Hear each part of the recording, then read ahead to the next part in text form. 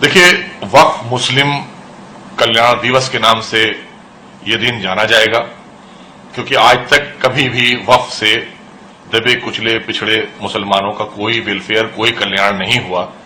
आदरणीय मोदी सरकार इस अमेंडमेंट के जरिए करोड़ों करोड़ मुसलमानों के उत्थान के लिए, उनके वेलफेयर के लिए ये जो काम करने जा रही है, इसके लिए हम देश के तमाम मुसलमानों की तरफ से दबे कुचले पिछड़े कि ये बिल उनके कल्याण का बिल होगा और इससे हमारे मुस्लिम समाज के बच्चे पढ़ेंगे, लिखेंगे, आगे बढ़ेंगे, उनका कल्याण होगा।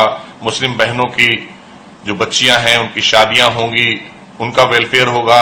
लोगों का, गरीब दबे कुचले पिछड़े मुसलमानों का इलाज, उनके जीविका के लिए जो वक्फ किए गए थे, जिसको विपक्ष के लोगों ने उनकी अकूत संपत्तियों को, उनका हक छीनने का काम किया था, ये वही लोग हैं जो सड़क पे आपको दिखाई दे रहे हैं, काली पट्टी बांधे हुए लोगों को गुमराह करने का काम कर रहे हैं। ये वो आम मुसलमान नहीं है, ये वो चंद मुसलमान हैं जिन्होंने वक्फ की संपत्तियों पर कब्जा किया हुआ है।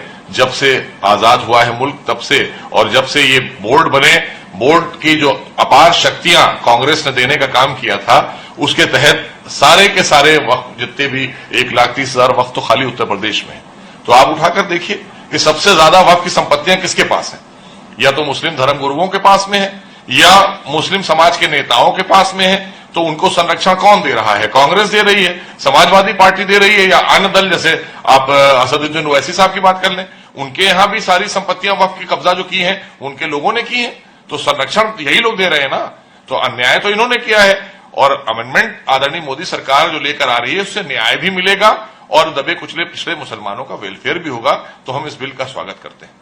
एक और इससे बड़ा अहम सवाल जो होता है सर, अभी all India Muslim personal law board ने अपील की कि वक्फ संशोधन विधेयक के अगेंस्ट में काली पट्टी बांधकर नमाज पढ़ने आए, जिसको लेकर के सवाल उठ रहा है कि मस्जिद इबादत की जगह है, वहां पर इस तरह से किसी चीज। देखिए, ये सब चीजें, ये तुष्टिकरण की राजनीति करने वाले लोग हैं और ये मस्जिदों को भी नहीं छोड़ रहे हैं, इबादत गाहों को भी नहीं छोड़ रहे हैं। वहां पर जाकर इस तरह के कृत्य करना, ये क्या इसकी इस्लाम इजाजत देता है? इस तरह से काली पट्टी बांध के ईद के दिन रोजा रखना हराम है और काली पट्टी बांध के नमाज पढ़ना जायज है।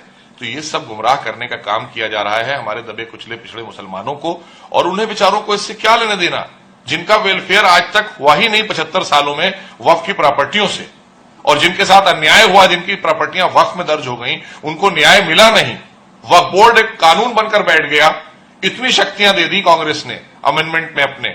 तो जाहिर सी बात है, ये जनता की मांग पर, देश की मांग पर अमेंडमेंट लाया जा रहा है और पूरे हर राज्य में इस पर चर्चा हुई है, लोगों की रायशुमारी हुई है, लोगों से बात की गई है, उनकी राय मांगी गई है, उसके बाद ये सदन में लाया जा रहा है। तो इसलिए ये जो बिल आ रहा है, ये दरअसल कल का दिन मेरा मानना है कि मुस्लिम वक्फ कल्याण का दिवस होगा, और हमेशा के लिए एक चीज जो नहीं मिलता था उनको कल्याण में, और न्याय नहीं मिलता था, उनका कल्याण नहीं होता था, तो लोगों को न्याय भी मिलेगा और दबे कुचले पिछड़े मुसलमानों का इससे उत्थान और वेलफेयर। अगर मौलाना धर्म की बात कर रहे हैं और वो पॉलिटिकल मौलाना नहीं है, दाढ़ी टोपी रखकर जो प्रोटेस्ट कर रहे हैं, ये पॉलिटिकल लोग नहीं है, तो इस्लाम में तो दहन का कोई कॉन्सेप्ट ही नहीं है।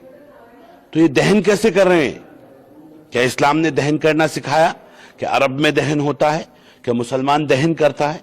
तो जो दहन करने वाले हैं, या तो ये मुसलमान नहीं है और या ये पॉलिटिकल मुसलमान है।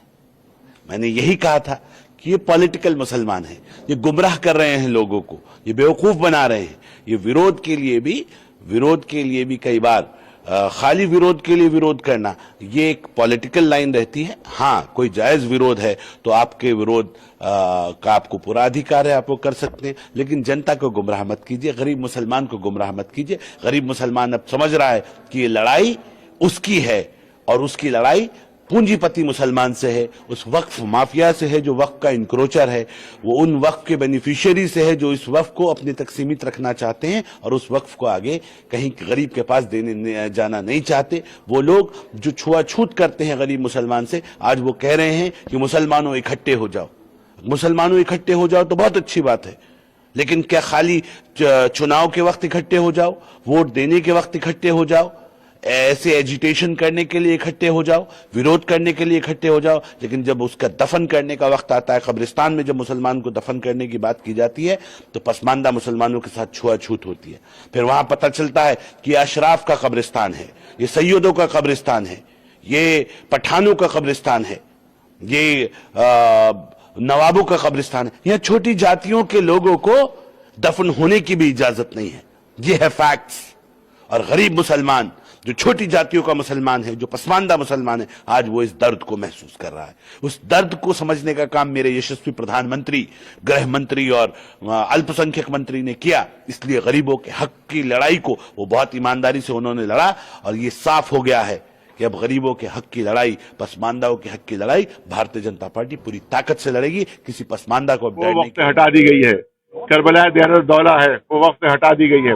करबला तार कटोरा, वो वक्त हटा दी गई है।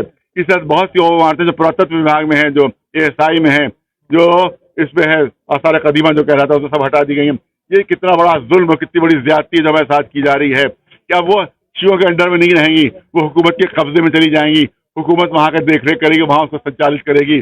पर दरगाह हज़रत अब्बास को हुकूमत देखेगी। अब शिया वहां का कोई अमला दखला नहीं होगा उनमें। तो इससे बड़ा जुल्म और सितम क्या हो सकता है कि, और कहा जा रहा है कि हम बड़ा इंसाफ कर रहे हैं, हम तो उसकी तरक्की के लिए बात कर रहे हैं। तो अब सवाल यह है कि सब तबाह हमारी सारी चीज छीने ले रहे हो, हमारा घर छीन लो, हमें सड़क पे बिठा दो और कहो कि हम घर की तरक्की के लिए बात कर रहे हैं तुम्हारी। सर, मौलाना शहाबुद्दीन समेत बहुत सारे मुस्लिम समुदाय के लोग हैं जो इस बिल का स्वागत कर रहे हैं। हम जानते नहीं कौन शहाबुद्दीन, ये कोई और खराबुद्दीन है मेरे ख्याल में।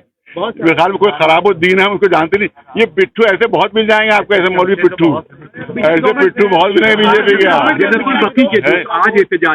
ऐसे आपको मौलवी पिट्ठू जो चंद पैसों में अपना दीन और ईमान बेच डालते हैं। इमाम हुसैन के कत्ल का फतवा दे दिया था मौलवियों ने, तो अब यह बिल के ऊपर फतवा दे रहे हैं, तो उसमें ताजुब की क्या बात। बिल्कुल, बकी को 100 बरस हो गए। विरोध प्रदर्शन करेंगे, क्या आप उसमें शामिल होंगे? बिल्कुल शामिल होंगे। अब जमीयतुल उलमा के प्रदर्शन उसमें शामिल होंगे, मुस्लिम फसला बोर्ड का प्रदर्शन है। हमने तमाम शियों से ऐलान कर दिया है कि ऐसे तमाम प्रदर्शनों में शामिल होंगे। क्या सड़कों पे उतरेंगे? बिल्कुल सर, बस पीसफुली रहेगा हमारा, सड़क पर उतर के हमारा एहतजाज होगा, लेकिन पीसफुली रहेगा।